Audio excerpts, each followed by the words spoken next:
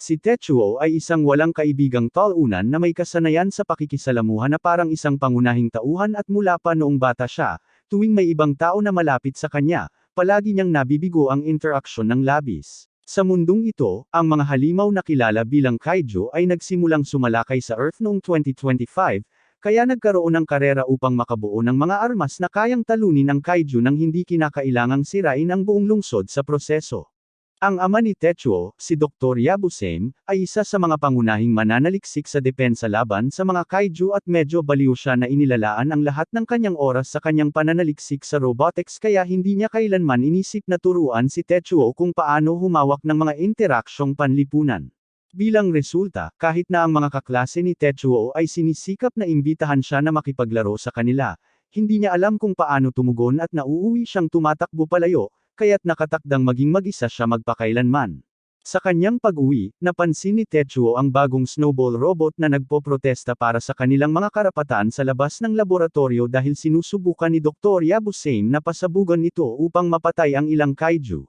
Ilang sandali ang lumipas, lumapit si Yabusame at nang marinig na ito ay tungkol sa kanyang kamikaze na plano, nagningning ang kanyang mga mata sa pagmamalaki, iniisip na ito ay isa sa kanyang pinakamagandang ideya. Sa pamamagitan ng pagpapalunod kay Snowball sa kaiju at pagpapasabog sa kanyang sarili, maaari nilang bawasan ang mga nasawing tao sa zero, kaya sigurado siyang makakakuha ng mas maraming pondo para sa kanyang mga proyekto ngayon.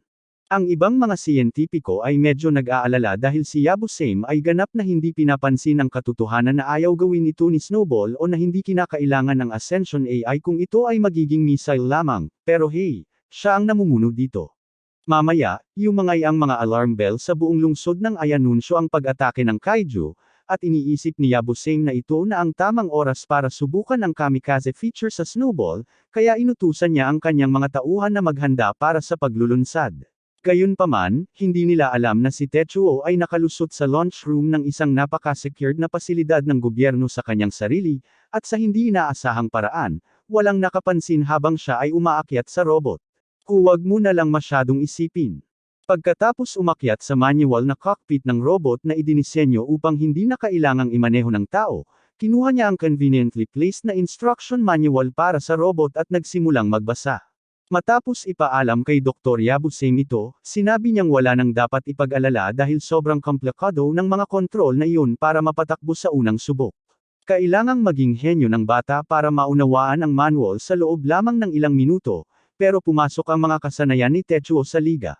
At tignan mo yan. Ilang minuto ang lumipas, naintindihan na niya ang mga kontrol. Pinapagana niya ang kuryente at sinimulang akayin si Snowball patungo sa labasan, ngunit binalaan siya ni Snowball na kailangan niyang lumabas ng cockpit ngayon din dahil ang kanyang katawan ay dinisenyo upang sumabog. Tetsuo ay nagbigay ng katiyakan sa kanya na magiging maayos ang lahat dahil plano niyang siguraduhin na hindi kailangang mamatay si Snowball. Pagkatapos ay sinimulan niya ang take-off sequence upang lumipad patungo sa labanan, at ilang minuto lamang ang lumipas, ilang kaiju ang nawasak ng mas mabilis kaysa dati. Matapos ang laban, si Tetsuo ay kinilala bilang tagapagligtas ng sangkatauhan dahil sa kanyang walang kapantay na kakayahan sa pagmamaneho, at kahit nakaraniwan siyang mapapahamak dahil sa pagnanakaw ng mamahaling teknolohiya, magiging masama itong PR. Kaya't sa halip, inihayag ni Yabusame na magiging opisyal na combat pilot si Tetsuo, at nangangahulugan din ito na hindi na kailangang sumabog ni Snowball sa lalong madaling panahon.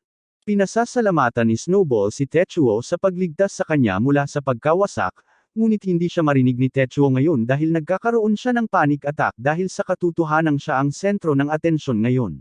Sa mga susunod na taon, naging pambansang kayamanan si Tetsuo dahil sa kanyang mga makapangyarihang laban-laban sa mga kaiju, at habang mas maraming oras at pera ang inilalagay sa kanyang suporta, patuloy na ina-upgrade si Snowball. Lumipas ang 10 taon ng ganito, at si Tetsuo ay isa ng binatilyo sa isa sa mga barkong kolonyal ng tao sa kalawakan. Kilala pa rin siya tulad ng dati sa Earth, pero wala pa rin siyang kakayahang makisalamuha, kaya't sinusubukan niyang magbasa ng mga libro kung paano makipagkaibigan. Sa kasamaang palad, hindi ito naging maganda para sa kanya dahil nang makasalubong niya ang isang grupo ng mga inhinyero na kasing edad niya, isa sa kanila ang bumati sa kanya ng good luck sa susunod na laban niya, at ang pinakamagandang sagot na naisip niya ay, at ito ay isang direktang sipi, "I'll best my Jew."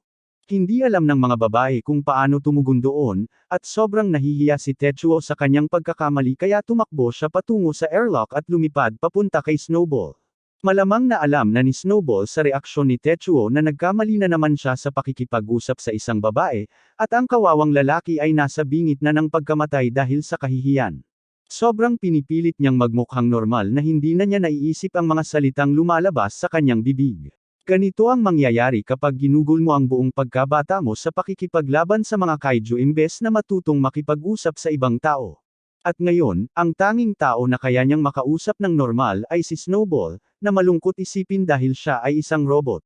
Maya-maya, tumawag ang komandante ng barko upang ipaalam kay Tetsuo ang mga detalye ng nalalapit na misyon.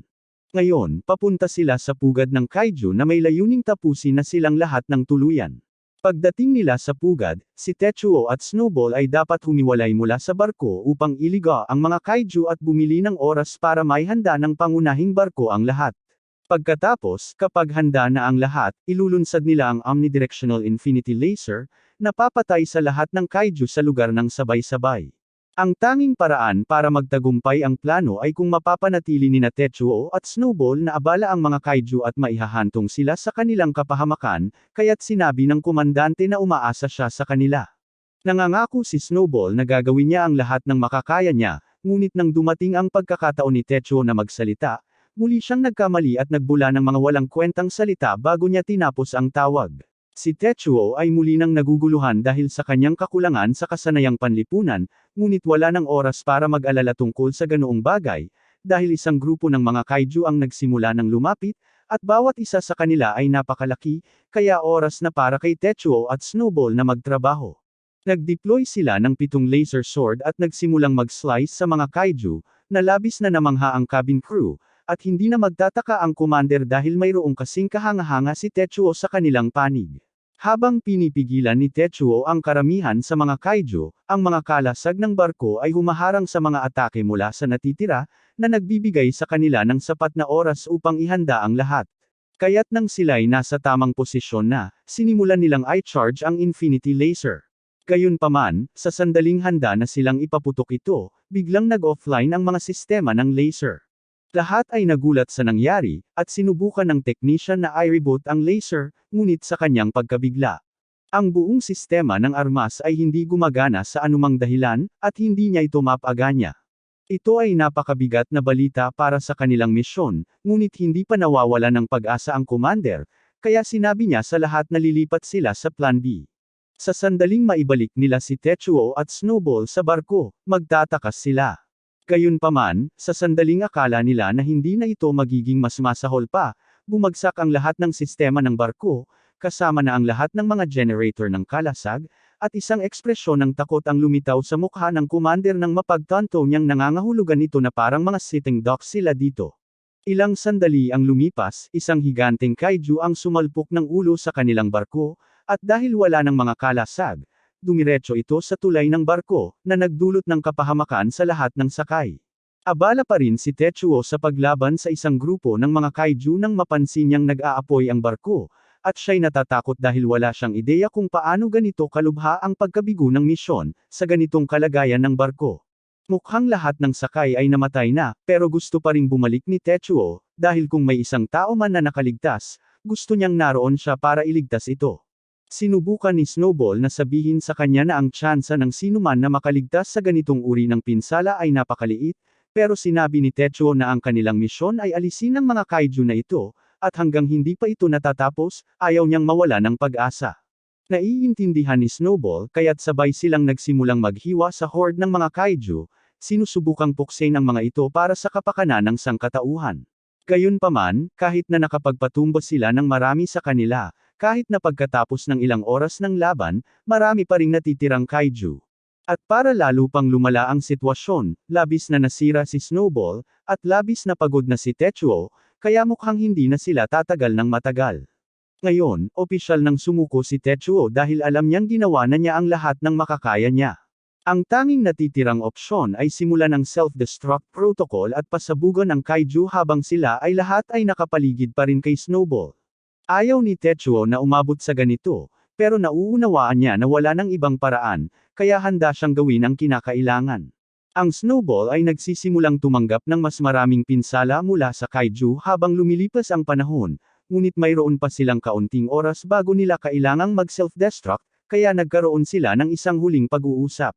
Binanggit ni Snowball na ang tanging pagsisisi niya ay ang katotohanang hindi niya kailanman nakita si Tetsuo na makagawa ng kahit isang kaibigan. Sumigaw si Tetsuo sa kanya dahil ayaw na ayaw niyang maalala ang kanyang sosyal na kakulangan habang malapit na siyang mamatay sa loob ng ilang minuto, at saka, hindi naman niya gaanong pinahahalagahan ang pagkakaroon ng mga kaibigan dahil hindi ito mahalaga basta't makakasama niya si Snowball hanggang sa huli. Tinanong siya ni Snowball kung sigurado siya sa sinabi niya, dahil imposibleng wala siyang mga pagsisisi sa buhay, pero seryoso si Tetsuo sa sinabi niya.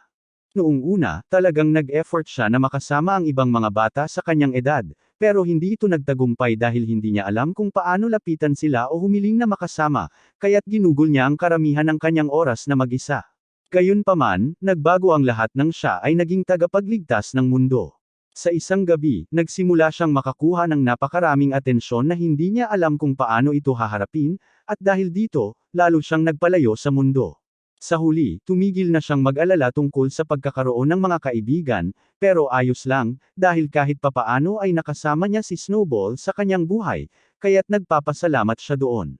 Ang marinig iyon mula sa kanya ay labis na nagpaparamdam kay Snowball ng pagkakasala, dahil lahat ng mayroon siya ngayon ay dahil sa pagbigay ng pagkakataon sa kanya ni Tetsuo. Ginawa niyang kung ano ang orihinal na dapat ay isang autonomong bomba sa kung ano siya ngayon, at may malaking utang na loob pa rin si Snowball sa kanya para doon, kaya hindi niya maaring hayaan na magtapos ang buhay ni Tetsuo sa ganitong paraan. Si Snowball ay nagpatuloy na i-lock si Tetsuo mula sa mga kontrol sa sandaling siya ay malapit nang simulan ang self-destruct sequence. Sinabi niya kay Tetsuo na siya ay may kasalanan ng isang krimen, at ang krimen na iyon ay ang pagsasamantala sa kabaitan ni Tetsuo at pagnanakaw ng 10 taon ng kanyang kabataan, lahat para lamang maramdaman niyang siya ay mahalaga. Sinubukan ni Tetsuo na sabihin sa kanya na hindi totoo iyon, dahil siya ang pumili na gawin ang lahat ng ito, pero kahit na ganoon, nakakaramdam pa rin ng guilt si Snowball, kaya't nagplano siyang magbayad para dito sa pamamagitan ng pagtiyak na makaligtas si Tetsuo sa lahat ng ito, kahit ano paman. At ginawa niya ito sa pamamagitan ng paghahanda ng isang escape pod at paglulunsad kay Tetsuo pabalik sa Earth upang hindi siya mahuli sa pagsabog ng self-destruction. Habang lumilipad palayo si Tetsuo, sinabi ni Snowball na ang kanyang huli at pinakamalaking hangarin ay makabalik si Tetsuo sa Earth at mamuhay ng normal at masayang buhay pagkatapos makagawa ng maraming kaibigan. Sa gitna ng mga luha, nangako si Tetsuo na gagawin niya ang lahat para matupad ang pangarap ni Snowball, na ikinatuwa naman ni Snowball, at ilang sandali pa, naputol ang transmisyon ng mag-self-destruct si Snowball, kasama ang kaiju.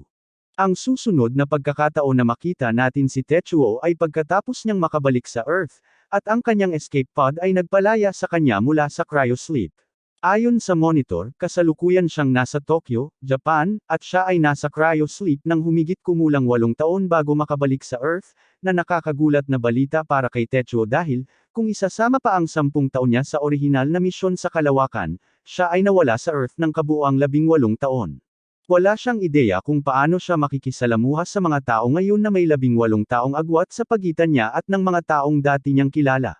Nag-aalala siya na mas mahirap na para sa kanya na makahanap ng mga kaibigan kaysa dati. Akala niya na kailangan niyang magtagal ng ilang taon bilang isang shut-in hanggang sa maunawaan niya muli ang mga patakaran at kalakaran ng buhay sa Earth, ngunit maliwanag na hindi niya na kailangang mag-alala tungkol doon ng labis, dahil habang wala siya, ang mundo ay ganap na natakpan ng yelo, kaya maaaring siya na ang huling tao sa Earth ngayon. Hindi makapaniwala si Tetsuo na nangyayari ito dahil wala siyang paraan para matupad ang hiling ni Snowball kung wala ng mga tao na maaari niyang maging kaibigan. Sinusubukan niyang manatiling positibo dahil posible na ang yelo ay nasa bahaging ito lamang ng Japan, kaya maaaring may iba pang mga lugar sa planeta na walang yelo, ngunit nang tingnan niya ang footage na nakuha ng pod sa muling pagpasok, labis siyang nagulat nang malaman na ang buong mundo ay nagyelo na, kaya walang ligtas na rehiyon sa planeta. Hindi niya maintindihan kung paano ito nangyari dahil, oo, nawala siya ng 10 taon, pero hindi naman dapat sapat na ang panahong iyon para ay subsob ang buong mundo sa ganap na nuclear winter.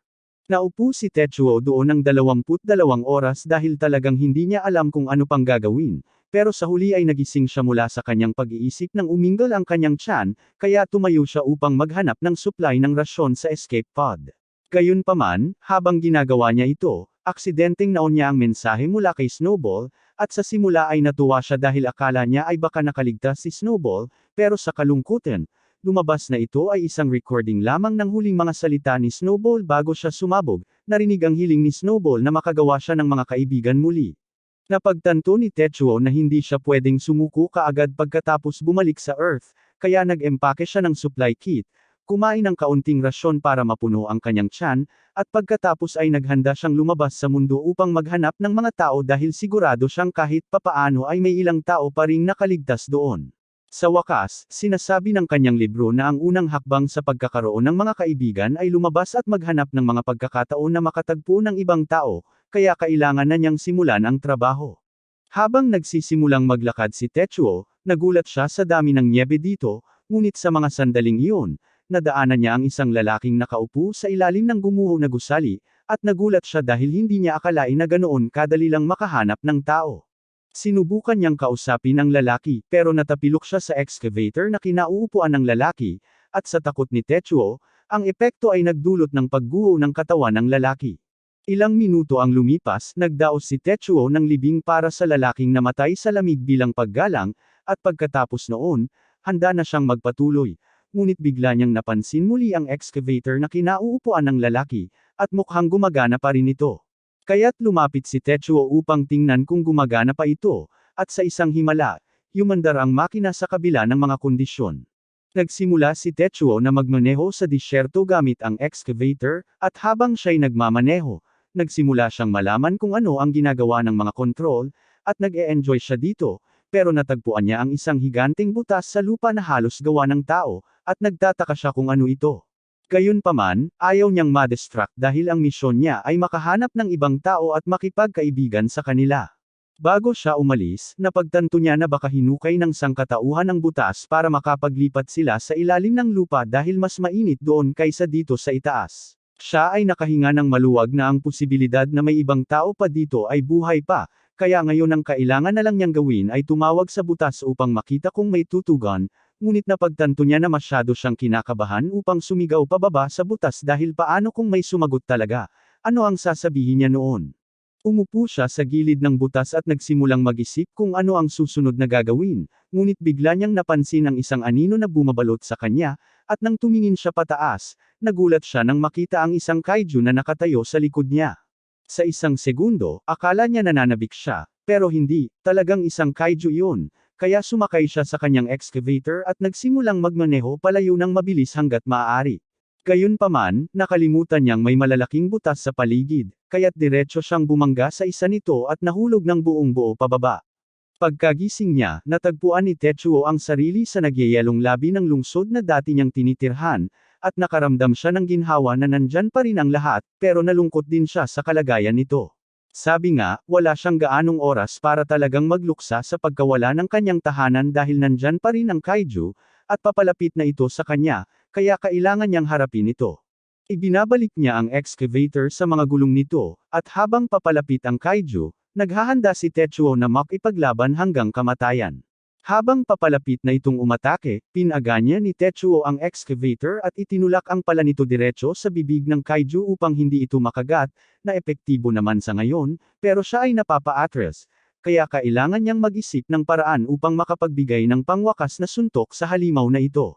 Wala siyang gaanong magagamit dito, pero bahagi ng dahilan kung bakit naging mahusay na piloto si Techuo ay ang kanyang kakayahang mag-improvise, kaya nakaisip siya ng plano ng medyo mabilis. Ang kaiju ay hindi masyadong matalino, kaya palaging umaatake ito ng diretso sa ulo, at magagamit iyon ni Techuo sa kanyang kalamangan. Kaya inilagay niya ang pala sa harap ng bibig ng kaiju, at habang kinakagat ito ng kaiju, unti-unting nasesire ang pala hanggang sa tuluyan itong maputol, na nag-iwan ng matalim na metal na pangpang sa kanyang lugar, at ito mismo ang hinihintay ni Techuo. Sa pagkakataong ito, habang sumugod ang kaiju, sa halip na magdepensa, sumugod din si Techuo, tumama ng diretso sa bibig ng kaiju, ngunit bago pa makagat siya ng kaiju. Ang metal na pang-ukit sa excavator ay tumusok sa likod ng bibig ng kaiju, tumusok hanggang sa utak nito at pinatay ito sa lugar. Ilang minuto ang lumipas, isang grupo ng mga tao na nag-iimbak ng pagkain ang napadaan sa bangkay ng kaiju.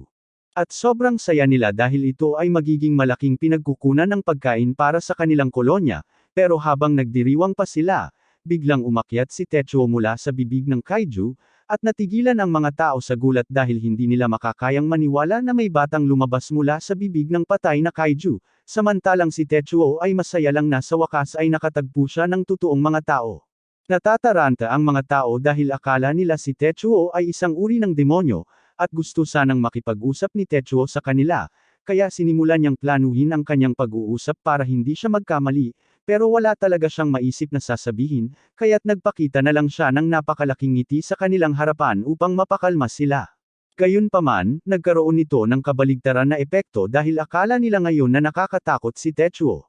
Gusto talagang makipag-usap ni Techuo sa kanila para makapagsimula ng pagkakaibigan, pero sa kasamaang palad, ang laban sa kaiju ay nagpagod sa kanya ng husto, kaya nahimite siya ilang sandali pagkatapos. Habang wala siyang malay, nagkaroon ng flashback si Techuo sa isang pagkakataon ng sinasabi ni Snowball na tigilan na niya ang pag-asa sa mga libro mula sa isang tao na nagngangalang Lonely Walkie para sa mga tip kung paano makipagkaibigan. Pero sinabi ni Techuo na wala siyang ibang pagpipilian dahil kailangan niyang matuto sa kahit anong paraan. Gayunpaman, hindi niya iniisip na bagay sa kanya ang lahat ng ito tungkol sa paggawa ng mga kaibigan dahil ang tanging oras na talagang nagmamalasakit ang mga tao sa kanya ay kapag nakikipaglaban siya sa mga kaiju, kaya walang sino man ang gustong maging kaibigan niya.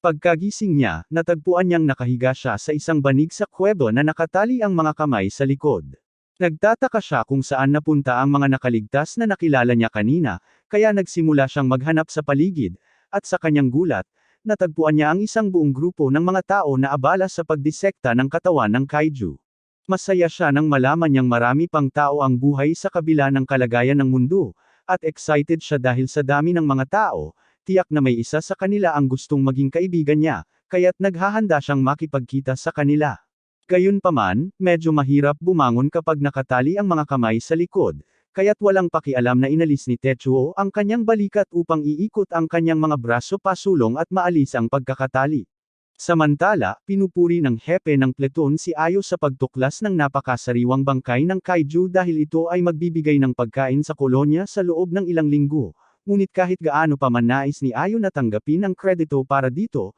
ayaw niyang mabanggit ang kanyang pangalan sa ulat dahil technically, hindi siya dapat narito. Pagkatapos ng lahat, ang pag-explore sa pugad ng kaiju ay napakadelikado, at ang isang kasing mahalaga niya ay hindi pinapayagang ilagay ang kanyang buhay sa panganib sa mga ganitong misyon. Gayunpaman, kahit na ipinagbawal siya ng mga nakatatanda na gawin ang ganitong mga bagay, balak pa rin ni Ayo na ipagpatuloy ang kanyang mga eksplorasyon dahil ang tanging paraan para matalo nila ang kaiju ay kung magtatrabaho sila upang lumaban-laban dito. Dahil dito, biglang tumakbo papalapit ang mga kaibigan ni Ayo na nag-aalala at sinabi sa kanya na nakatakas ang lalaking tinali nila kanina matapos magising at hindi nila alam kung nasaan ito. Samantala, si Techuo ay kasalukuyang naglalakad-lakad sa lugar ng dissection habang pinapanood ang mga tao na nagtatrabaho sa pagputol ng kaiju, at napansin niya na dalawang manggagawa ang gumagamit ng langis mula sa katawan ng kaiju upang sindihan ang isang lampara para mas makita nila ng mabuti, at doon niya naisip na tiyak na kumukuha sila ng mga yaman mula sa mga katawan ng kaiju. May katwiran ito dahil sa isang mundong nasa panahon ng yelo, napakabihira ng mga yaman, kaya ginagamit nila ang mga katawan ng kaiju upang mang-alap at magpino ng iba't ibang pang-araw-araw na pangangailangan, at humahanga siya sa katatagan ng sangkatauhan. Maya-maya, may isang batang tumakbo, at mukhang naglalaro ang bata ng isang snowball action figure. Inilabas ni Techuo ang kanyang kamay upang tapikin ang bata sa ulo, ngunit nag-atubili siya sandali, kaya't tumalon ang bata upang hawakan ang kanyang kamay. Tumakbo ang bata upang magpatuloy sa paglalaro, ngunit sa mga sandaling iyon, napansin ni Techuo ang isang basag na yelo sa itaas ng kinaroroonan ng bata, at mukhang malapit na itong mahulog. Kaya kailangan ni Techuo na gumawa ng paraan para iligtas siya bago pa mahuli ang lahat. Walang paraan na mahahabol niya ang bata sa distansyang ito, kaya sa halip, kumapit siya sa isang mahabang buto at ginamit ito bilang espada upang putulin ang yelo bago ito tumama sa bata. Nakita ng ama ng bata ang buong pangyayari, kaya tumakbo siya upang tingnan ang kanyang anak, at matapos makumpirma na okay si Joji, labis siyang nagpasalamat kay Techuo dahil hindi niya alam kung ano ang gagawin niya kung nasaktan ang kanyang anak dito, lalo na't palagi niyang pinapaalalahanan si Joji na mag-ingat sa yelo. Sinabi ng mga kaibigan ni Takemura na huwag masyadong pag-alitan si Joji dahil bata pa ito at hindi pa alam ang tama at mali, at pagkatapos noon, lumingon sila kay Techuo upang pasalamatan din siya, pero napagtanto nila na hindi pa nila talaga nakita si Techuo dati, nakakaiba, dahil halos kilala na nila ang lahat sa kolonya. Maalala nila ng bahagya ang mukha ni Techuo na parang nakita na nila ito dati, halos parang siya ay isang sikat na tao, pero hindi nila matukoy kung saan, kaya tinanong nila siya kung anong dibisyon ng kolonya siya galing, at hindi alam ni Techuo kung paano sasagutin ang lahat ng mabilis na tanong na iyon. Dahil hindi sumasagot si Techuo sa kanilang mga tanong, nagsisimula ng maging mapaghinala ang dalawa at iniisip na may itinatago si Techuo sa kanila, pero kay Takemura, mukhang inaabala lang nila ang batang nagligtas sa buhay ng kanyang anak, kaya pinagsasampal niya ang mga ito sa ulo at sinabihan silang iwanan ang batang iyon dahil malinaw na labis na siyang nababahala sa lahat ng kanilang mga tanong. Sa totoo lang, wala siyang pakialam kung sino si Techuo o kung saan siya galing, dahil ang mahalaga lang ay siya ang nagligtas sa kanyang anak, kaya iniabot niya ang kanyang kamay kay Techuo at formal na ipinakilala ang sarili. Hindi makapaniwala si Techuo na talagang nagkakaroon siya ng pagkakataong makausap ang isang tao, at ayaw niyang masira ito, kaya habang hinahawakan ni Takemura ang kanyang kamay, nag-ipon si Techuo ng lakas ng loob para maipakilala ang sarili ng maayos, na siyang unang buong pangungusap na nagawa niyang sabihin sa ibang tao sa loob ng mahabang panahon, kaya malaking tagumpay ito para sa kanya.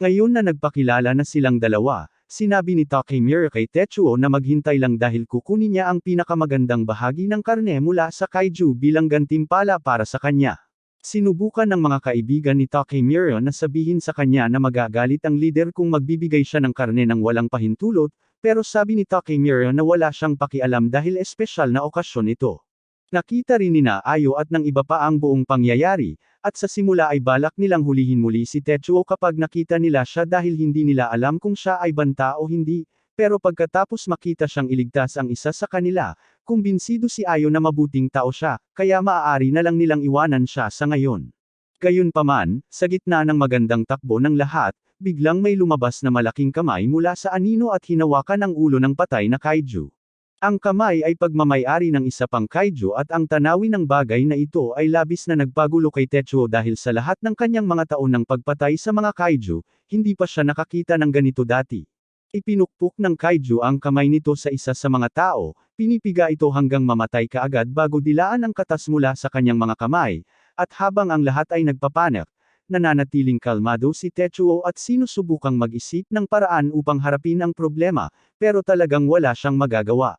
Wala siyang snowball para labanan ito, sira na ang excavator at wala siyang armas para labanan ito. Kahit anong anggulo ang tingnan niya, talagang masama ang sitwasyon, pero dahil malamang na naranasan na ito ng mga tao dito dati, sigurado siyang alam nila kung paano pigilan ang kaiju. Walang anuman, pareho silang hindi handa tulad ni Techuo, kaya nasa kanya ang responsibilidad na maghanap ng paraan para mailigtas ang pinakamaraming tao hanggat maaari. Isa sa mga tao ay sobrang natatakot na humarap at nagsimulang tumakbo, pero alam ni Techuo na ang mga kaiju ay tumutugon sa biglaang galaw, kaya ang paggawa ng ganoon ay magiging dahilan lamang para maging target siya. Sumigaw siya sa lalaki na huminto, pero huli na dahil itinaas na ng kaiju ang kamay nito para pisilin siya.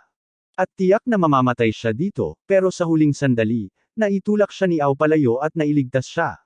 Ang lalaki ay labis na nagpapasalamat sa kanya sa pagligtas sa kanyang buhay, pero si Ao ay masaya lang na buhay pa siya. Pinalo niya ang kanyang ulo sa yelo dahil hindi siya makapaniwala na may namatay sa kanyang watch, lalo na't hindi naman siya dapat lumabas ng kolonya sa unang lugar, pero sinabi ng kanyang mga kaibigan na wala nang silbi ang pag-aalala niya tungkol dito ngayon dahil marami pa silang dapat gawin. Nangako si Ao na hindi na siya papayag na may mamatay pang iba, kaya't hiniling niya sa kanyang mga kaibigan na ihanda ang lahat ng emergency machines na dala nila para sa mga ganitong sitwasyon. Wala man silang plano na talunin ang kaiju tulad ng inaasahan ni Techuo, ngunit nakagawa sila ng mga protocol para sa pagtakas upang matiyak na makakalabas ang lahat ng buo tuwing may atake ng kaiju. Dahil sa ulap, wala nang paraan ng kaiju para makita o tamaan sila, kaya't nagsimula ng tumakbo ang lahat palabas sa hagdang lubad sa gilid ng butas upang makalabas sa ibabaw at makalayo sa bagay na iyon. Gayunpaman, habang si Tetsuo ay malapit nang sumama sa kanila, napansin niyang inihahanda ng kaiju ang katawan nito at binubuka ang bibig nito ng malaki. Kahit na hindi pa siya nakakakita ng ganitong kaiju dati at wala siyang ideya kung ano ang kaya nito, ang lahat ng kanyang mga taon sa pakikipaglaban sa mga kaiju ay nagbigay sa kanya ng matalas na instinct para sa mga mapanganib na sitwasyon, at sa ngayon, sinasabi ng mga instinct na iyon sa kanya na hindi sapat ang ulap upang mapigilan ang kaiju. Maaaring alisin nito ang ulap, o maaari itong magtangkang tumakbo ng diretso patungo sa hagdang bato, pero alinmang paraan, magwawakas ito sa mas maraming tao na mamamatay, at ayaw ni Tetsuo na mangyari iyon. Lalo na nang makausap na niya ang iba pa bukod kay Snowball, kaya nagdesisyon siyang gamitin ang sarili bilang pain at tumakbo sa tabi ng kaiju upang ilihis ang atensyon nito mula sa iba. Lahat sila ay sumisigaw sa kanya na bumalik dito bago pahuli ang lahat, pero si Tetsuo ay nasa likod na ng kaiju sa puntong ito at malinaw na gumana ang kanyang plano dahil tumigil na ang kaiju sa pag-charge ng kanyang atake at ngayon ay hinahabol na si Tetsuo. Sinasabi nga, wala masyadong pagpipilian si Tetsuo pagdating sa pagtiyak ng kanyang sariling kaligtasan, kaya ang pinakamabuti na magagawa niya sa ngayon ay iwasan ang mga atake ng kaiju at umaasang makahanap siya ng matataguan bago pa huli ang lahat. Sa kasamaang palad, tinamaan ng kaiju ang ilang blok ng yelo at isa sa mga blok na iyon ay tumama kay Tetsuo mula sa likuran, kaya siya'y bumagsak sa lupa. Kung walang gagawin, tiyak na mamamatay si Tetsuo, at nangako na si Eyo na hindi niya hahayaang may mamatay pa ngayong araw, kaya iniwan niya ang kanyang grupo at nagmadaling pumunta upang subukang iligtas si Tetsuo. Sa kasamaang palad, pagdating niya kay Tetsuo, nahawakan na siya ng kaiju at malapit nang kainin siya. Ngunit bago pa man ito makakagat, nagsimulang tumugo ng mga chip sa ulo ni Tetsuo, at sandali lamang, gumuho ang kisame ng kwebo nang bumangga ang escape pod at tumama mismo sa braso ng kaiju. Pagkatapos ng unang paglapag sa Earth, nagsimulang mag-download ang escape pod ng malaking dami ng data mula sa mga backup nito, at 48 oras mamaya, natapos na ang pag-download. Kaya inactivate nito ang defense protocol na itinakda ni Snowball sakaling mapanganib ang buhay ni Tetsuo pagkatapos niyang bumalik sa Earth. Agad na nalock ng pod ang lokasyon ni Tetsuo gamit ang chip na naka-install sa kanyang ulo, at nang makuha nito ang lokasyon niya, inactivate nito ang mga thruster nito at inilunsad ang sarili sa hangin, patungo sa kanya. Habang papalapit ang pod kay Tetsuo, narinig niya ang boses ni Snowball na tumatawag sa kanya. At ilang sandali lamang, nakita ng mga taong nakarating sa ibabaw ang pod na lumipad bago bumangga sa yelo, tumama mismo sa braso ng kaiju, pinilit itong bitawan si Tetsuo. Habang nahuhulog si Tetsuo sa hangin, nakilala niya ang escape pod, ngunit hindi niya nauunawaan kung bakit nandito ito. Ito ay isang failsafe na nilikha ni Snowball na kahit si Tetsuo ay walang kaalam-alam, at ito ay nagtitiyak na kahit na masira ang pangunahing katawan ni Snowball, isang kopya ng kanyang AI ay makakaligtas upang makasama si Tetsuo sa tuwing siya ay nasa panganib. At ngayon na nandito na siya, inactivate niya ang combat mode ng pod at iniunat ang mga braso at binti nito habang nahuhuli si Tetsuo sa parehong oras. At nang siya ay lumapag, tinanong niya si Tetsuo kung handa na siyang makipaglaban muli.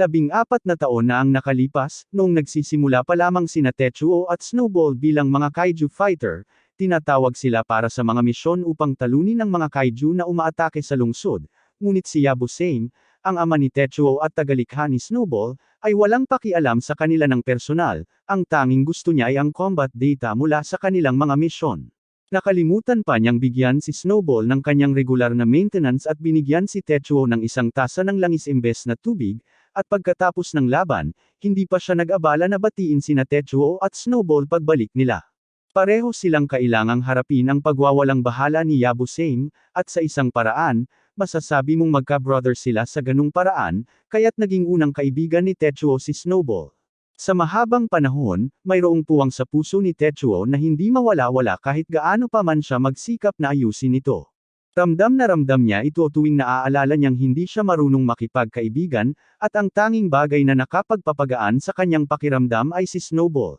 Itinaas ng kaiju ang braso nito at sinubukang hampasin si Snowball, pero nakita ni Snowball ito at tumalon pabalik sa tamang oras upang maiwasan ito bago ginamit ang kanyang jet boosters upang lumipad pabalik at hampasin ang kaiju gamit ang kanyang ulo, na nagpatamba dito. Hindi maintindihan ni Tetsuo kung paano ito posible dahil nakita niyang sumabog si Snowball gamit ang kanyang sariling mga mata, pero ipinaliwanag ni Snowball na sa sandaling bago ang pagsabog, nagawa niyang ipasa ang lahat ng kanyang data kasama ang kanyang personalidad sa escape pod. Medyo minadali ito, kaya't mas tumagal ang proseso ng pag-install kaysa sa inaasahan niya, pero gumana ito kaya't nandyan na siya at hindi na mas masaya pa si Tetsuo dahil nakuha na niya ang kanyang unang kaibigan. Nang mga sandaling iyon, nakabangon ang Kaijo, ngunit nakaranas ito ng maraming pinsala mula sa atake ni Snowball kanina dahil nabali ang kanyang braso at tila nagalit ito sa lahat ng sakit. Pinagtatawanan ni Snowball ang Kaijo at sinabing may karapatan itong magalit dahil ngayon na humaharap ito sa kanya at kay Tetsuo, tiyak na talo na ito, kahit na wala silang magagandang armas na magagamit. Yung huling bahagi ay nakakuha ng atensyon ni Tetsuo, kaya tinanong niya si Snowball kung seryoso ba itong walang anumang armas at kinumpirma ni Snowball ito. Sa katunayan, ito ay orihinal na isang escape pod lamang at mekanikal na mas mababa kumpara sa orihinal na disenyo ni Snowball, kaya maswerte na kahit may mga braso at binti ito. Hindi naman kasalanan ni Snowball iyon dahil nagtrabaho lang siya gamit ang mga bagay na mayroon siya noon, pero nagtataka si Tetsuo kung paano nila mapipigilan ang Kaiju kung wala silang anumang magagamit na pang-atake. Sabi ni Snowball magiging maayos lang basta magtulungan sila, pero hindi talaga nasagot ang tanong ni Tetsuo, kaya labis pa rin ang kanyang pag-aalala. Samantala, lahat ng mga nakaligtas ay kasalukuyang nagtataka kung saan nagmula ang higanteng robot na iyon at kung bakit kausap ito ni Tetsuo, ngunit pinaalalahanan sila ni Ao na panatilihin ang distansya dahil delikado pa ring lumapit sa Kaiju habang buhay pa ito. Biglang itinukod ng Kaiju ang mga braso nito sa yelo at nagsimulang magpakatatag ng katawan nito tulad ng dati, at sa isang sulyap, alam ni Snowball na handa na itong umatake, kaya't binalaan niya si Tetsuo, at nagawa ni Tetsuo na ilipat sila sa ligtas na lugar sa tamang oras. Bilang resulta, ang Kaiju ay tumama ng ulo sa pader sa likuran nila, at si Snowball ay nakahinga ng maluwag na nakaiwas sila sa atake na iyon dahil kung tinamaan sila ng bagay na iyon, malamang ay hindi sila nakaligtas. Ang Kaiju ay naghahanda na para sa isa pang atake, kaya sinabi ni Tetsuo kay Snowball na kailangan nilang makaisip ng paraan para makabawi dahil hindi sila pwedeng mag-iwas magpakailanman, at mayroon na siyang naiisip. Samantala, habang pinapanood ng mga tao sa itaas ang laban, nagsisimula silang mag-alala na baka mamatay si Tetsuo, pero sinabi ng leader ng squad sa lahat na sigurado siyang magiging maayos si Tetsuo. Tinanong siya ng iba kung paano siya naging sigurado, kaya sinabi niya sa kanila na tingnan ng mabuti ang dalawa sa ibaba at pinaalalahanan sila na hindi ito ang unang pagkakataon na nakita nila ito. Lahat ay lumingon upang masusing panoorin ang laban, upang malaman nila kung ano ang sinasabi ng leader, at habang sinasalakay ng Kaiju ang dalawa, naghanda sina Tetsuo at Snowball. Sa kabutihang palad, nakaisip sila ng paraan upang atakihin ang Kaiju, kaya inactivate nila ang isang concentrated booster jet, na lumilikha ng isang pansamantalang plasma sword para sa laban, at habang papalapit na ang Kaiju sa kanila, iniiwasan nila ito at mabilis na pinutol ang ulo nito mula sa katawan sa isang mabilis na galaw. Ang tanawin ng ganitong kahusay na isinagawang galaw ay nagpapaalala sa lahat ng tagapagligtas na dati nang tinalo ang mga Kaiju para sa sangkatauhan ilang taon na ang nakalipas. At ang paggawa ng ganitong galaw kung saan halos walang puwang para sa pagkakamali ay magiging imposibleng gawin ng halos sinuman. Ngunit ang katotohanan na nagawa ito ni Tetsuo ay nagsisilbing patunay sa lahat dito na siya talaga ang bayani mula noon. At lahat sila ay labis na nagagalak sa balitang ito, kaya't nagsimula silang magdiwang dahil maaaring talagang magbago nito ang takbo ng laban pabor sa kanila, ngunit habang abala sila sa paggawa nito, mga 100 kilometro ang layo, may isang humanoid na Kaiju na nag-aabang sa tuktok ng isang tore, at mukhang partikular na matalino ito, kaya't tiyak na magdudulot ito ng problema sa malapit na hinaharap. Sa pagkamatay ng Kaiju at sa kasiguraduhan ng kaligtasan ng lahat, natapos ng grupo ang pag-aani sa katawan ng Kaiju at nagsimula ng bumalik sa kanilang base. Masaya si Tetsuo na sa wakas ay makikilala na niya ang mas maraming tao, dahil ilang oras na ang nakalipas, akala niya siya na ang huling tao sa Earth, at sa puntong iyon, labis pa ring nagulat si Snowball nang malaman na ang Earth ay maaaring magbago ng labis sa loob ng panahong wala sila. 10 taon pa lamang ang lumipas, at mahirap paniwalaan na posible para sa isang buong planeta na magyelo ng napakabilis. Iyan ang malinaw na nangyari. Samantala, ang mga kaibigan ni Ao ay nakasakay sa truck sa harap ni Snowball, at iniisip nilang ang ganda ng itsura ni Snowball, kaya tinanong nila si Ao kung ano ang tingin niya sa kanya, pero umalis na si Ao kanina para makipag-usap kay Snowball at Tetsuo. Pagdating niya roon, inilagay niya ang isang lata ng pinya sa harap ni Tetsuo at sinabi na ito ay para lamang sa mga pagdiriwang, kaya ibinibigay niya ito sa kanya bilang pasasalamat sa pagligtas sa kanilang buhay. Nang makita ang isa pang tao sa harap niya, agad na nagkamali si Tetsuo sa pakikipag-ugnayan muli, ngunit buti na lang at narito si Snowball para ayusin ang sitwasyon. Kaya't pinasalamatan niya si Ao sa ngalan ni Tetsuo at sinabi kay Tetsuo na tigilan na ang kalokohan at kausapin na siya. Hindi mukhang nababahala si Ao sa kakaibang pag-uugali ni Tetsuo at sinabi sa kanya na ang pinya ay medyo delicacy na ngayon dahil mahirap makahanap ng kahit anong matamis, at habang binubuksan niya ang lata, nakita ni Tetsuo ang pag-aalinlangan sa kanyang mga mata dahil mukhang talagang gusto niyang kainin ang pinya. Sinabi niya na hindi siya sigurado kung dapat ba niyang tanggapin ang isang bagay na malinaw na napakahalaga sa kanya, pero nagising si Ao sa katotohanan at sinabi sa kanya na gusto niyang ibigay ito sa kanya dahil kung hindi dahil sa kanya, patay na silang lahat ngayon. Kaya gusto niyang ipakita sa kanya kung gaano siya nagpapasalamat, pero humihiling siya na bilasin nito ang pagkain bago pa siya mawala ng kontrol sa sarili. Kung ganun ang nararamdaman ni Ao, ayaw ni Tetsuo na maging bastos sa pamamagitan ng pagtanggi, kaya pumayag siyang tanggapin ang pinya at kumagat. Gayunpaman, kahit na sinabi niyang pwede itong kunin ni Tetsuo, masakit pa rin sa kaluluwa ni Ao na makita ang ibang tao na kumakain ng pinya nang wala siya, at magiging awkward kung iiwan na lang nila ang mga bagay-bagay na ganito. Kaya't iminungkahi ni Snowball na pwedeng ibahagi ni Tetsuo ang natitirang bahagi ng pinya kay Ao, at talagang natuwa si Ao nang marinig iyon, kaya't agad siyang pumayag, kahit na nahihiya rin siya sa kakulangan ng kanyang pagpipigil sa sarili pagdating sa matatamis. Pagkatapos kumain nina Tetsuo at Ao, sinabi ni Ao kay Tetsuo na hindi siya umakyat dito para lang ibigay ang pinya. Gusto rin niyang makilala siya, kaya iniabot niya ang kanyang kamay at formal na ipinakilala ang sarili sa kanya, na labis na ikinatuwa ni Tetsuo dahil ito na ang pangalawang kaibigan na nagawa niya. Ngayon na tapos na si Ao sa mga pasasalamat at pagpapakilala, lumipat siya sa mas seryosong paksa at sinabi kay Tetsuo na kailangan niyang ipaalam sa kanya kung ano ang nangyari sa loob ng 10 taon na wala siya. Nais na niyang itanong iyon, at medyo nagulat si Tetsuo dahil hindi niya akalain na makukuha niya ang impormasyong iyon ng maaga, pero nais din niyang itanong iyon.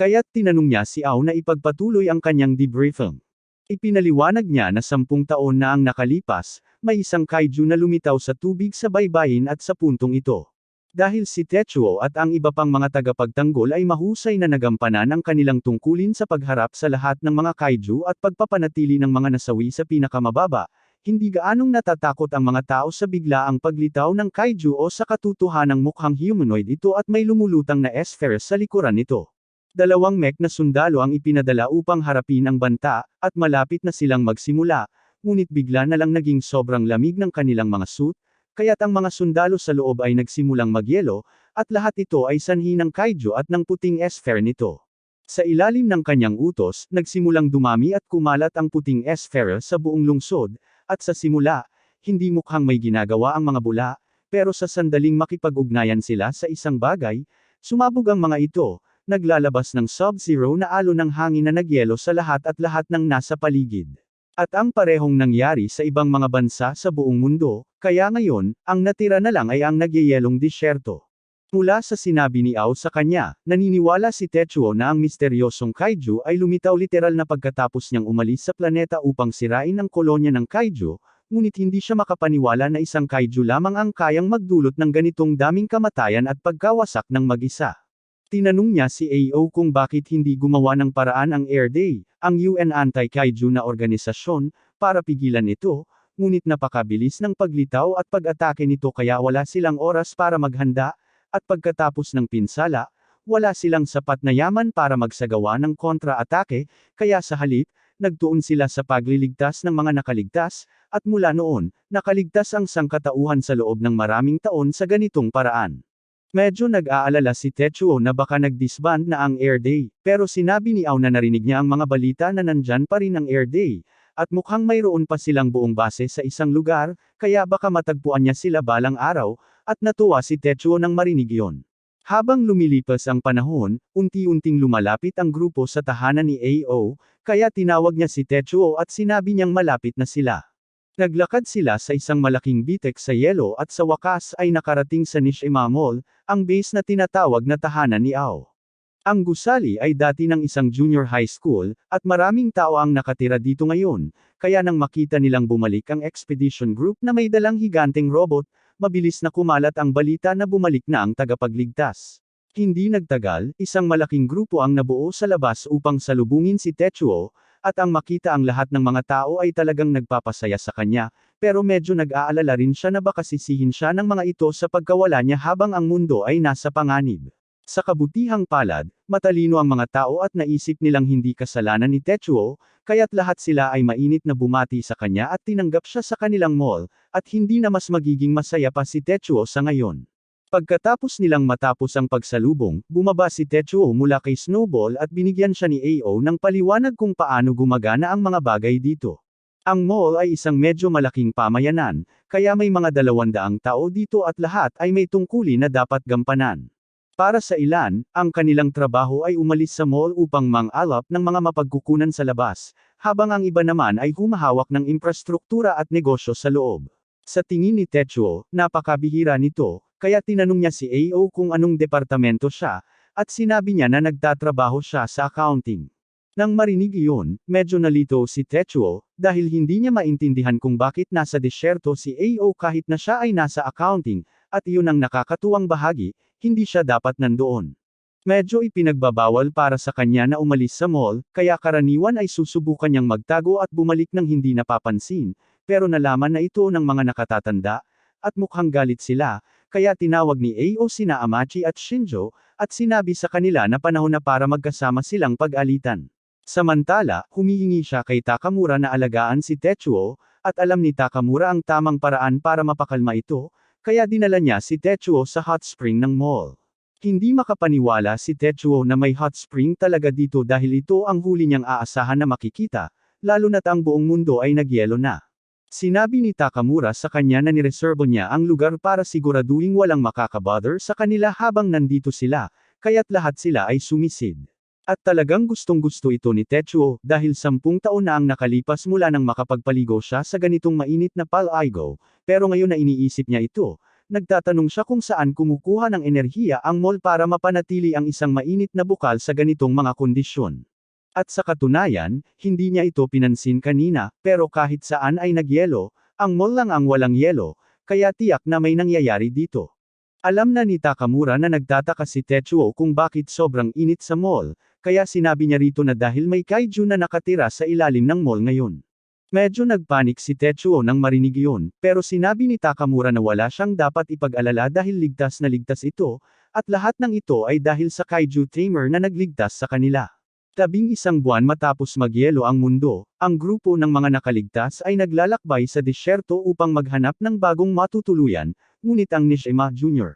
Mataas na paaralan na pinaplano nilang pagtaguan at may malaking kaiju na naglalagi sa lugar, at yun na ang kanilang huling pag-asa, kaya wala na silang ibang mapupuntahan. Bago ang puntong iyon, ang mga nakaligtas ay ginagawa ang lahat ng kanilang makakaya upang mabuhay, at sila ay nagtitipon sa mga emergency shelter, ngunit sa tuwing lumalapit ang kaiju, napipilitan silang iwanan ang kanilang pansamantalang base at lumipat sa bagong lokasyon, ngunit mabilis na naubos ang kanilang mga mapagkukunan, at nang sila ay nasa bingit ng kamatayan, wala na silang ibang pagpipilian kundi kumain ng karne ng kaiju. Yun na pagkain ay nauwi sa pagkamatay ng kalahati ng mga nakaligtas dahil hindi kinaya ng kanilang tiyan ang nakalalasong karne. Sa simula, may ilan na tumangging kumain nito, ngunit dahil walang laman ang kanilang tiyan, tiyak na mamamatay sila sa lamig sooner or later, kaya't hindi nagtagal, lahat ng natirang buhay ay kumain na ng karne. Sa mga nakaligtas, si Aya ay nasa napakabigat na kalagayan dahil ang karne ng kaiju ay nagdudulot ng masamang epekto sa kanya, at isa sa mga miyembro ng grupo ang nagsimulang magmungkahi na mas mabuti pang iwan na lang siya. Tumanggi ang guro ni Aya na gawin ang isang bagay na ganoon kamasakit dahil siya ay kanyang estudyante, ngunit itinuro ni Kashiki na nakita na nila ang ganitong sitwasyon dati, at kung siya ay nagkasakit mula sa karne ng kaiju, oras na lang ang hinihintay bago siya magsimulang umubo ng dugo at mamatay. Hindi naman mali si Kashiki, pero iniisip pa rin ni Takamura na bastos siya sa pag-iisip na iwan ang isang bata, kaya balak niyang bugbugin ito, pero bigla nilang napansin na wala na ang kaiju na naglalagi malapit sa paaralan, at sa susunod na sandali, lumitaw ito sa tabi nila. Nagsimula silang magpanik at tumakbo palayo, pero biglang may pangalawang kaiju na lumitaw sa likuran nila, kaya lalo pang nagpanik ang grupo at tumakas sa likod ng isang piraso ng yelo para sa kaligtasan. Akala nila lahat na sila ay doomed na dahil wala silang paraan para makaiwas sa dalawang kaiju sa pamamagitan ng pagtakbo, pero agad nilang napagtanto na hindi sila hinahabol ng mga kaiju, nagtititigan lang ang mga ito, at kung mag-aaway ang dalawa, maaari nilang gamitin ang pagkaabala na iyon para makatakbo. Gayunpaman, sa mga sandaling iyon, napagtanto ni Takamura na wala na si Ao sa grupo, kaya't lumingon siya sa guro na nagdadala sa kanya, ngunit ang lalaki ay labis na natakot sa pag-atake ng dalawang kaiju kaya't aksidenteng nahulog siya habang tumatakbo palayo.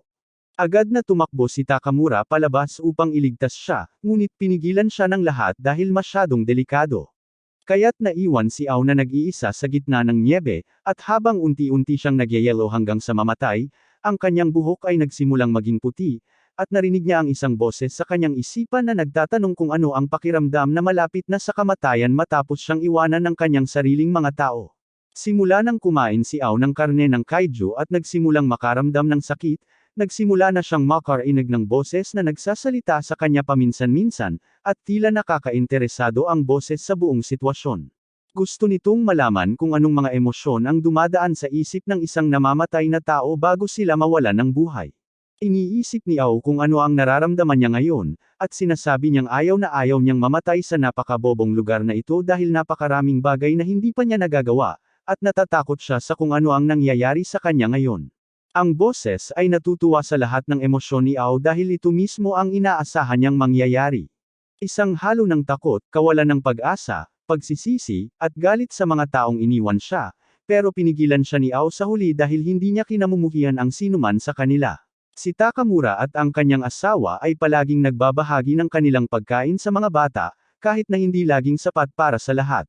Ang kanyang guro ay isang malaking takot, pero palagi siyang tumutulong kapag kailangan, at kahit si Kashiki, na nagmungkahi na iwanan siya, maaaring mukhang malamig ang puso, pero siya ang pinakamadalas na umiiyak tuwing may namamatay na miyembro ng grupo, kaya alam niyang nagmamalasakit lang siya sa kapakanan ng grupo. Kaya hindi siya galit sa kahit sino sa kanila, at sa katunayan, gusto pa rin niyang gawin ang lahat para protektahan sila, kaya tumayo siya at humarap ng buong tapang sa kaiju.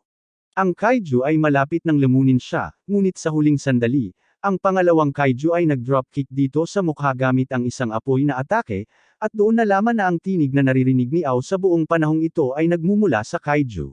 Sinabi nito sa kanya na labis siyang naiintriga sa mga damdaming ibinahagi niya sa kanya, at nais niyang matutunan pa ang tungkol sa mga damdaming pantao, kaya nais niyang turuan siya. At habang nabubuo ang koneksyon sa pagitan nilang dalawa, ang katawan ni Ao ay nagsimulang magliyab ng apoy, katulad ng mga kaiju. Nakikita ito ng iba, at wala silang ideya kung ano ang nangyayari, pero sa itsura nito, nakuha ni Ao ang ibon na kaiju sa kanyang panig, at ganito siya naging tagapag-alaga ng kaiju ng grupo. Samantala, sa natitirang bahagi ng lungsod, isang miyembro ng Air Day ang kasalukuyang nagmamasid sa humanoid na kaiju na nagyelo sa buong mundo, at halos nakaupo lang ito doon. Wala talagang ideya ang Colonel kung ano ang gusto ng bagay na iyon, pero kung gusto nilang iligtas ang mundo, kailangan nilang patayin ang bagay na iyon. Gayunpaman, sa mga sandaling iyon, lumingon ang kaiju at tumingin ng diretso sa Colonel, na nangangahulugang nahuli nito ang kanyang presensya, at ilang sandali pagkatapos, inatake ng isang higanteng kaiju ang Colonel at ang kanyang crew, kaya't sinabi ng Colonel kay Torochika na maghanda para sa labanan. Samantala, sa Mishima Mall pagkatapos maligo ni Tetsuo, muling nagkita sila ni Ao, at ipinakita niya sa kanya ang kaiju na nakabonding niya. Medyo nagulat si Tetsuo dahil hindi pa siya nakakakita ng kaiju na mukhang manok dati, lalo na yung kayang maglabas ng apoy, pero ipinaliwanag ni Ao na hindi ito pangkaraniwang pangyayari. Tinanong na niya ang kaiju tungkol dito dati, at sinabi nito sa kanya na noong una itong dumating sa Earth, isa itong normal na kaiju, pero sa kalaunan ay naging ganito ang anyo nito at nagkaroon ng kakayahang mag-isip para sa sarili. Pinangalanan din niya ang sarili niyang Land Demon, at mayroon siyang maayos na relasyon kay Ao, pero ginugugol niya ang karamihan ng kanyang oras sa pagtulog dahil kumakain ng maraming enerhiya para mapanatiling mainit ang buong mall sa lahat ng oras. Sa isang pagkakataon, bumahing si Lando, at bilang resulta, isa sa mga tuwalya na hawak ni Takamura ay nahulog sa hangin, at pagkatapos ng kaunting sandali, ito ay natupad sa abo sa isang iglap. Naiinis si Takamura dahil iyon ang paborito niyang tuwalya, pero nang makita iyon, naisip ni Ao na ipaalala kay Tetsuo na huwag masyadong lumayo sa kanya. Maaaring hindi ito maramdaman, pero ang kuwebo na ito ay sobrang init ngayon, at ang tanging dahilan kung bakit hindi sila nasusunog ng apoy ni Lando ay dahil kinokontrol ni Ao ang temperatura sa paligid ng kanyang katawan upang mapanatiling ligtas sila. Hindi ito kasing lakas ng kay Lando, pero mayroon ding kakayahan si Ao na lumikha at kontrolin ang apoy, at ang kakayahang iyon ang tanging dahilan kung bakit nakaligtas sila sa mundong nagyelo ng matagal na.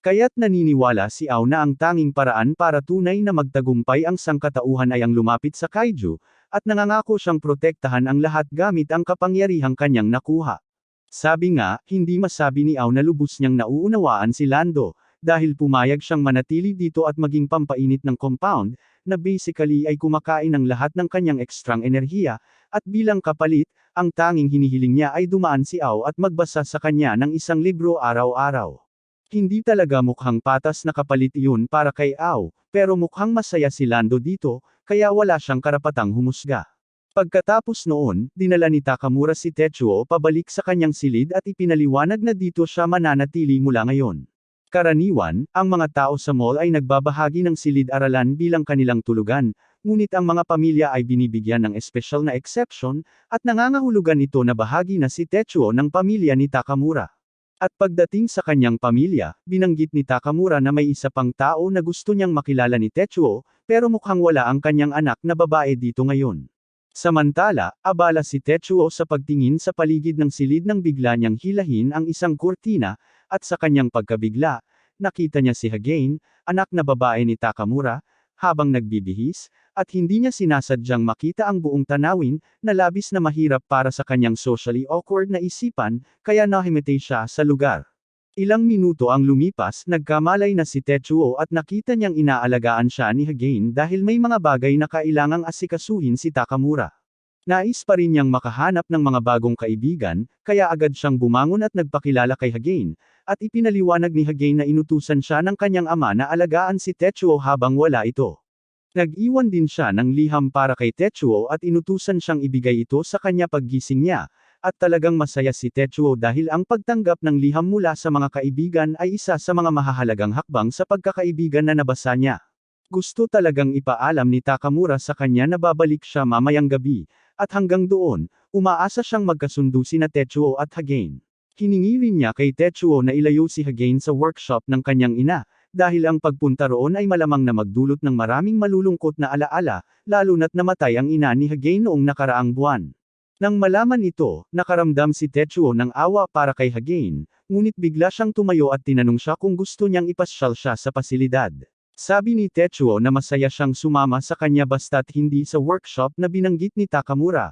pero sa hindi inaasahang pagkakataon, dinala siya nito sa workshop. Ipinaliwanag niya na ang kanyang ina ay dating mataas na opisyal sa Departamento ng Teknolohiya, kaya't nagpagawa siya ng sariling workshop para sa pananaliksik at pagpapaunlad, at upang ipagpatuloy ang kanyang gawain. Gumagamit si Hagane nito ng lihim kahit na sinasabi ng kanyang tatay na huwag. Na-impress si Tetsuo dahil mukhang kahanga-hanga ang ina ni Hagane, at talagang masaya si Hagane nang marinig niya yon. Naalala niya kung paano purihin ng kanyang ina ang kanyang mga imbensyon tuwing ipinapakita niya ito sa kanya, at palagi niyang gustong-gusto ang pagtanggap ng mga pat sa ulo pagkatapos, kaya't dahil mayroon na siyang maipapakita, tinanong niya si Tetsuo para sa kanyang tapat na opinyon tungkol sa kanyang pinakabagong imbensyon. Samantala, halos nakatakas na ang koronel at ang kanyang koponan mula sa higanting kaiju, at nagawa nila ito salamat sa kaiju na nasa ilalim ng kanilang kontrol, ngunit kung gusto nilang talunin ang bagay na iyon, sinabi ng koronel na kailangan nilang isama ang Flame Kaiju sa Mishima Mall sa kanilang puwersang pandigma,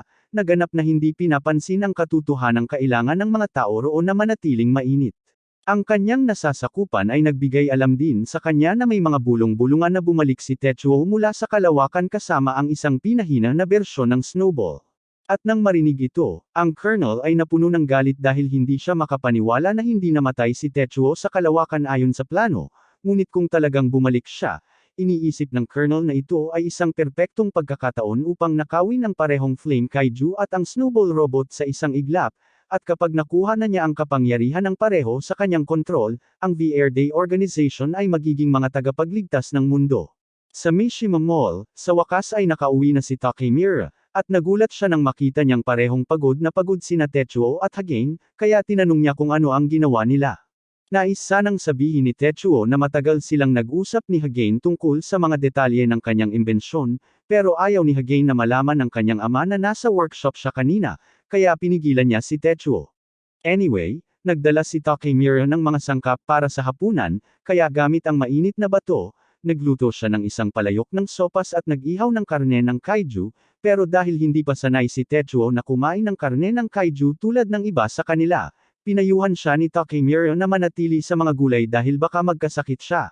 Pagkatapos ng hapunan, lahat sila ay natulog sa sahig, pero nahihirapan si Tetsuo na makatulog dahil sobrang saya niya na sa wakas ay nagagawa na nila ang mga aktibidad ng magkaibigan, ngunit habang si Tetsuo ay nakangiti ng labis sa kaligayahan, si Hagane naman ay may bangungot tungkol sa araw na namatay ang kanyang ina, at ito ay napaka-gruesome dahil kailangan niyang panuurin habang kinakain ng isang kaiju ang katawan ng kanyang ina na pira-piraso na sa harap niya. Samantala, sa labas sa niebe malapit sa Mishima Mall, may isang kaiju na tinatawag na Artemis na kasalukuyang kumakain ng ilang utak ng kaiju, at desperado siyang gustong subukan ang pagkain ng mas maraming tao para sa pagbabago. Ang kaiju na iyon ay nakakabit sa isa sa mga tauhan ng Colonel, at mayroon nitong kakayahang makipag-ugnayan sa napakalalayong distansya, kaya't ipinapasa nito ang impormasyon sa kanila habang papunta na sila upang simulan ang kanilang pag-atake. Kumpirmado na ang parehong Flame Kaiju at ang Snowball Robot ay nasa Mishima Mall, at dahil dito ay nakumpirma na,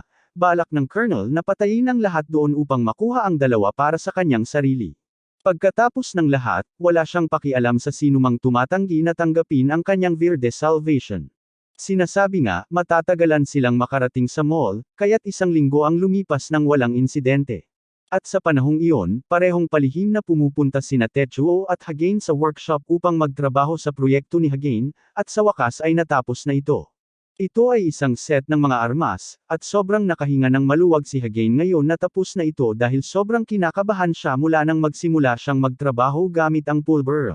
Hindi talaga naiintindihan ni Tetsuo kung ano ang labis na ikinababahala niya, pero iyon ay dahil sa lahat ng laban na kanyang naranasan, sanay na siyang magtrabaho sa mga pampasabog. Sa puntong iyon, tinanong ni Tetsuo si Hagane kung bakit siya nagtatayo ng ganitong bagay sa unang lugar, pero bago siya makapagpaliwanag, humiling si Hagane kay Tetsuo na lumapit ng kaunti. Sinunod ni Tetsuo ang sinabi niya, at sinabi ni Hagane na ito ang ginagawa ng kanyang ina para sa kanya tuwing may nagagawa siyang mabuti, kaya gusto niyang subukan itong gawin para sa iba. Hindi sigurado si Tetsuo kung ano ang sinasabi niya, pero pagkatapos ay inilagay ni Hagane ang kanyang kamay sa kanyang ulo at sinabi na magaling ang kanyang ginawa. Ito ay nagulat kay Tetsuo, at si Hagane ay agad na namula dahil ito ay mas nakakahiya kaysa sa inaasahan niya, kaya inalis niya ang kanyang kamay sa ulo nito at humingi ng tawad kay Tetsuo sa pagpapagawa sa kanya ng kanyang kahilingan, ngunit nahimete na si Tetsuo dahil sa kahihiyan. Pagkalipas ng ilang sandali, nag-aagahan silang lahat gaya ng dati, at naisip ni Hagane sa sarili na 45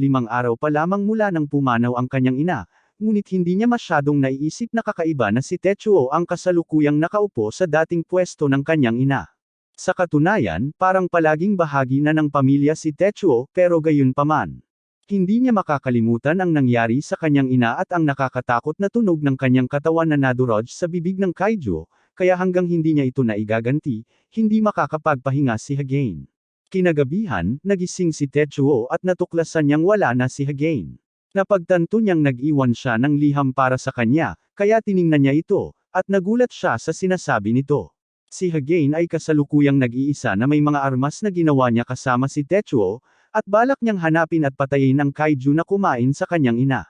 Ang dahilan kung bakit hindi niya sinabi sa iba pa ay dahil alam niyang susubukan siyang pigilan ng kanyang ama, pero nagsisimula na siyang magsisi sa paglabas ng mag-isa nang makaharap niya si Artemis. Masayang-masaya si Artemis dahil naaalala niya ang amoy ni Hagane, dahil plano niyang kainin siya pagkatapos ng kanyang ina, pero dahil dumating sina Ao at Lando, napilitan siyang umatras. Noong una, natatakot si Hagane, pero nang maalala niya kung ano ang ginawa ng halimaw sa kanyang ina at kung bakit siya narito, nagpakalma siya at naghanda para sa laban. Sinubukan ni Artemis na hampasin si Hagane, inaasahan niyang madali lang niyang mapapatamba ito, ngunit sa kanyang gulat, nakaiwas si Hagane ng walang kahit anong sugat, At lahat ng ito ay dahil sa unang bahagi ng kanyang imbensyon, ang anti-kaiju hover boots. Mayroon silang naka-built-in na automated evasion system, kaya kahit na wala ng oras si Hagane na tumugon, makakaiwas pa rin siya sa mga atake nito. Gayunpaman, hindi siya pumunta rito para lang tumakbo, kaya inilabas niya ang sand at ang ginawa niya kasama si Tetsuo.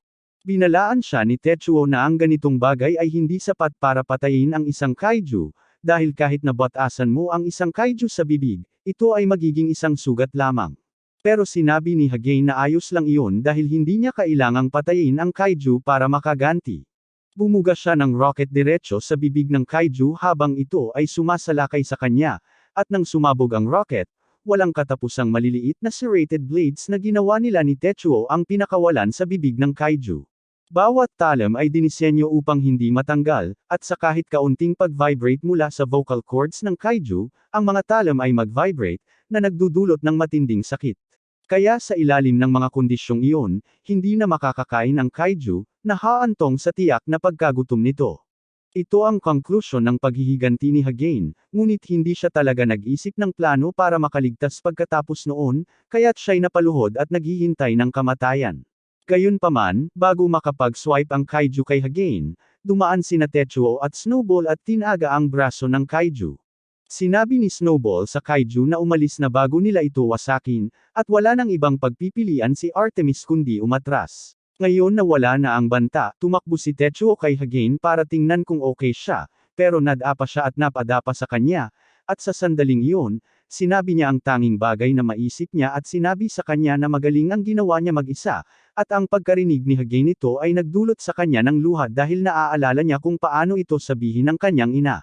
Ito ay isang nakakaantig na sandali, ngunit bigla, naramdaman ni Snowball na may mali, kaya sinabi niya kay Tetsuo na bumalik agad sa cockpit para makaalis sila dito, ngunit huli na ang lahat. Ang Colonel at ang kanyang crew ay papalapit na sa kanilang lokasyon, at kahit na natalo na si Artemis, hindi nag-aalala ang Colonel dahil mayroon silang buong hukbo ng kaiju na nasa kanilang kontrol, at dahil malapit na sila, inutusan niya si Eros na magpapaputok, tinamaan si Snowball ng isang alon ng mga proyektil na sumabog sa kanya. Noong unang nilikha ang Erde, nag-enlist si Sagami bilang sundalo, at talagang magaling siya sa kanyang trabaho, kaya't agad siyang nirerespeto sa loob ng puwersa pagkasali niya, at dahil sa kanyang mga talento, madalas siyang tawaging tagapagligtas, isang titulong nagbigay ng malaking boost sa kanyang ego. Habang lumilipas ang mga taon, patuloy na binuo ni Sagami ang kanyang pagkakakilanlan sa paligid ng kanyang Savior Complex, at hanggang sa puntong ito, lahat ay maayos para sa kanya, ngunit isang araw, habang isinasabit ni Sagami ang isa sa kanyang pinakabagong gantimpala, nakita niya ang isang ulat sa balita tungkol sa kung paano pinatay ni Tetsuo ang isang kaiju gamit ang isang bagong develop na robot, at iyon ang araw na nagbago ang lahat para sa kanya. Bigla na lang, ang mga tao ay pinupuri si Tetsuo bilang kanilang tagapagligtas sa halip na si Sagami, at hindi makayanan ni Sagami ang katotohanang ang isang bata tulad ni Tetsuo ay mas nakikilala kaysa sa kanya, pero wala siyang magawa dahil ang pabor ng publiko ay lumipat na kay Tetsuo. Di nagtagal, nagsimula si Erde ng isang inisyatibo upang itigil na ang pagpapadala ng mga sundalong pangkamay at mag-focus sa pagpapadala ng mga tropa sa mga mass-produced na robot na ginaya sa Snowball. At maraming mga sundalo ang nagalit sa desisyong ito dahil naging mas mababa ang halaga ng kanilang mga trabaho, at si Sagami ay kasing galit din ng iba sa kanila, ngunit wala siyang karapatang magreklamo dahil nagpasya na ang mga nakatataas na ang mga robot ang dapat gamitin sa laban at hindi sila magbabago ng isip sa lalong madaling panahon. Sinikap ni Sagami na masanay sa pagpapatakbo ng mga robot sa pag-asang maibalik ang kanyang mga araw ng kaluwalhatian bilang pinakamahusay sa pinakamahusay, ngunit matapos subukan ito sa isang simulasyon, napagtanto niyang siya ay labis na karaniwan dito. Sinubukan niyang tanungin ang taga-suri kung may mali sa pagiging tumugon ng mga makina, pero hindi, talagang hindi siya bagay dito. Sa kabaligtaran, mula nang unang lumitaw si Tetsuo sa mata ng publiko. Paulit-ulit niyang pinatunayan na siya ang pinakamagaling sa lahat ng panahon pagdating sa pagpapatakbo ng mga anti-kaiju na mech. Nagawa niyang talunin ang ilang kaiju mag-isa na may minimal na collateral damage kaya't siya ay naging bagong tagapagligtas ng sangkatauhan, at si Sagami ay naiwan na maglaho sa limot habang ang mundo ay patuloy na nakakalimot sa kanya. At ang tanging naiisip ni Sagami noon ay kung gaano kasaya ang kanyang buhay at kung gaano karaming atensyon ang makukuha niya kung hindi dumating si Tetsuo, at doon niya nabuo ang kanyang galit sa isang teenager. Pagkatapos, nagkaroon ng insidente kung saan tatlong higanteng kaiju ang sabay-sabay na lumitaw sa lungsod, at ang mga ground troops ay ipinadala upang subukang mabawasan ang mga pinsala habang binibili ang oras para sa mga malalaking armas tulad ni Tetsuo na dumating, at ang katotohanang si Sagami ay halos na italaga lamang sa damage control ay talagang ikinagalit niya. Sa panahon ng misyon, ang squad ni Sagami ay talagang nilalayong panatilihing abala ang kaiju dahil wala silang mga kasangkapan na kinakailangan upang talagang patayin ang kaiju, ngunit may iba pang plano si Sagami, kaya nang lumapit ang isa sa mga kaiju,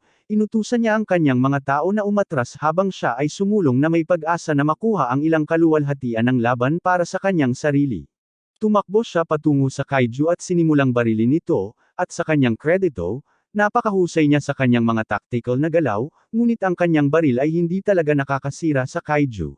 Gayunpaman, tila hindi iyon mahalaga kay Sagami dahil nakatuon siya sa lahat ng papuri na matatanggap niya kapag napatay na niya ang bagay na ito. Gayunpaman, habang papalapit ang kaiju sa kanya, bago pa man ito makapag-atake kay Sagami, tinamaan ito ni Tetsuo at sinaksak sa ulo. Nakita ito ni Sagami at labis siyang nagalit dahil naniniwala siyang kinuha ni Tetsuo ang isa na namang pagkakataon para sa kanya na magpakitang gilas, at sa galit, itinuro ni Sagami ang kanyang baril kay Snowball at pinindot ang gatilyo, ngunit sa sandaling iyon ay napagtanto niyang wala na siyang bala. Ibig sabihin, kung hindi siya sinagip ni Tetsuo, tiyak na mapapatay na si Sagami.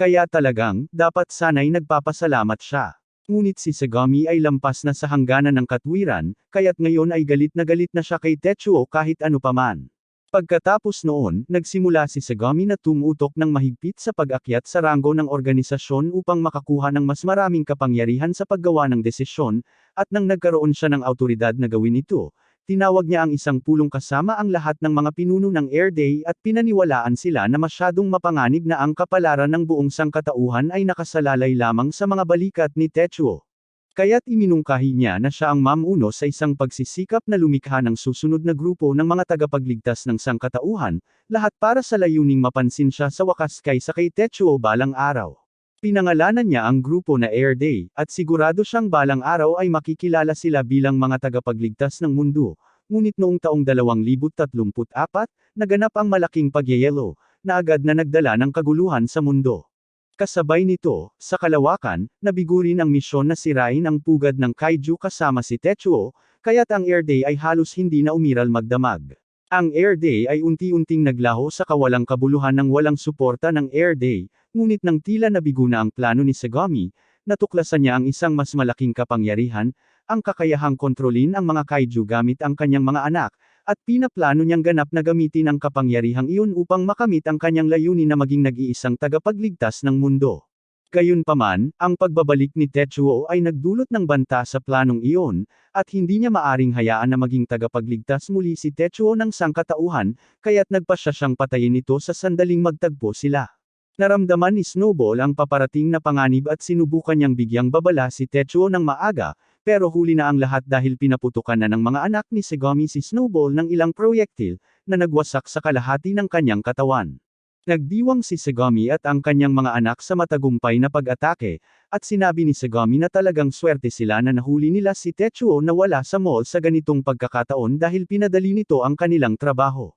Nang mga sandaling iyon, napansin niya na tila hindi masaya si Yumo sa kabila ng kanilang tagumpay, at sinabi niya na nalulungkot siya dahil ngayon na natalo na si Artemis, hindi na siya makakatulong sa grupo sa mga misyon, at ibig sabihin noon ay wala na siyang silbi. Gayunpaman, pinakalma siya ni Sagami at sinabi na hindi na siya kailangang mag-alala dahil maaari na siyang umasa sa kanya para protektahan siya mula ngayon. Pinapaalala niya sa lahat na sila ay VR Day, at sama-sama, magiging kaligtasan sila ng sangkatauhan, ngunit upang makamit ang layuning iyon, una, kailangang patayin ni Sagami ang dating tagapagligtas. Naisip niya sa sarili na sa puntong ito, tiyak na umiiyak si Tetsuo sa kanyang nasirang robot, at lahat sila ay nagsimulang pagtawanan siya, ngunit bigla na lang, muling yumandar ang mga makina ni Snowball, at sa isang mabilis na galaw, nilapitan niya ang kaiju at pinutol ang mga pangil nito. Ang grupo ng VR Day ay nagulat na si Tetsuo ay talagang nakabawi pagkatapos ng ganang pangyayari, at ipinagpatuloy ni Tetsuo ang kanyang atake, pinutol ang ulo ng isa pang kaiju, ngunit napagtanto niya na may mga tao palang nakatayo sa ibabaw ng kaiju, at iyon ay nagpalito sa kanya dahil hindi niya maintindihan kung ano ang ginagawa nila roon. Sa ngayon, nagpasya siyang patayin na lang ang kaiju habang iniiwasan ang lahat ng tao, pero bago niya maabot ang isa sa mga bata ni Sagami, nag-teleport si Otoichi at inalis sila sa daan, na nag-iwan kay Tetsuo na labis na naguguluhan. Hindi rin maunawaan ni Snowball kung ano ang nangyari dahil labag ito sa lahat ng alam niya tungkol sa mga batas ng pisika, pero ngayon na talagang iniisip nila ito, maraming mga bagay na nangyayari kamakailan na walang katuturan. Hindi ito ang unang pagkakataon na nakakita siya ng ganito dahil ang mga kapangyarihan ni Lando ay lumalabag din sa mga batas ng pisika, pero hindi niya kailanman naisip na posible ang teleportation. Alam ni Sagami na malamang na labis na nababahala si Tetsuo sa lahat ng nangyayari, kaya bilang huling kilos ng kabaitan bago siya patayin, nagpasya siyang ipaliwanag kung paano nangyari ang lahat ng ito. May kasabihan na ang mga tao ay gumagamit lamang ng 10% ng kanilang utak at kung sakaling ma-unlock nila ang kakayahang gamitin ng buong kapasidad ng kanilang isipan, makakapasok sila sa metaphysical na mundo upang gumamit ng supernatural na kapangyarihan, pero iyon ay isang kalokohan. Kahit gaano pa ka-advanced ang isipan, kung wala namang kakayahan ang katawan na gumawa ng mga supernatural na bagay, hindi ito mangyayari. Gayunpaman, pagdating sa mga kaiju, ang kanilang kalikasan ay likas na supernatural, at ang tanging hadlang sa kanila ay ang kakulangan ng kapangyarihan ng utak upang ma-access ang kanilang mga supernatural na kakayahan. Kaya kapag ang mga tao ay nakagawa ng koneksyon sa mga kaiju, nagagawa nilang buksan ang mga nakatagong kakayahan na natutulog sa loob nila. Ang impormasyong ito ay talagang nagiging sanhi ng pagkabahala kina Tetsuo at Yuki dahil kung totoo nga ito, nasa harap sila ng isang grupo ng mga kaiju na bawat isa ay may kanya-kanyang espesyal na kakayahan at hindi nila alam kung paano haharapin ang ganitong sitwasyon, lalo na't nawawala na ng braso si Snowball. Tinanong nila kung bakit ginagawa ito ni Sagami, pero sa totoo lang, hindi naman talaga iyon mahalaga dahil ang mahalaga ay ang katotohanan na pinagbabantaan niya ang kanilang buhay, at nangangahulugan iyon na kailangan nilang lumaban. Samantala, sa mall, abala sina Ayo at ang iba pa sa pagbibiro gamit ang ilang upuan sa opisina, at ang iba ay sinusubukang ipabalik si Ayo sa trabaho dahil kailangan nilang tapusin ang kanilang gawain bago pa ito maging huli.